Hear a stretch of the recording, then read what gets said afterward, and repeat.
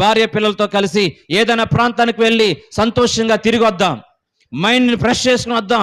ఈ రకమైన ఆలోచన విధానంతోనే మనం బ్రతుకుచున్నామే కానీ ఈ రోజున పరిశుద్ధమైన దినము, 6 రోజులు దేవుడు కాపాడాడు, ఎన్నో ప్రమాదాలు తప్పించాడు. ఆదివారం ఎప్పుడు వస్తుందా, ఎప్పుడు ప్రభుని మనసారా స్తుతిందామా, ప్రభుని గణపరిచి ఆయన సన్నిధిలో ఉన్నటువంటి ఆనందాన్ని మన జీవితంలో పొందుకుని సంతోషంగా ఇంటికి తిరిగి వెళ్దామనేటువంటి భావన ఈ రోజున క్రైస్తవ సమాజంలో కరువైపోతూ ఉంటుంది, కనుమరుగైపోతూ ఉంటుంది. అందరూ కూడా సర్వసాధారణమైనటువంటి ఆశతోనే ప్రభు దగ్గరికి వస్తున్నారు.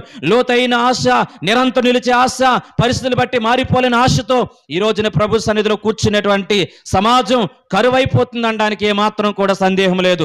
దయచేసి వాక్యం ప్రేమిట్లారా, దేవుని సన్నిధానికి వచ్చిన ప్రతి ఒక్కరము కూడా ఆయనలో ఉన్న మకరందాన్ని, ఆయనలో ఉన్న సంతోషాన్ని, ఆయనలో ఉన్న ఆనందాన్ని, ఆయనలో ఉన్నటువంటి సంతృప్తిని ప్రతి ఒక్కరూ కూడా హృదయాల్లో మోసుకుని సంతోషంగా ఇంటికి వెళ్ళడానికి దేవుడు మనందరికీ కూడా కృప చూపించును.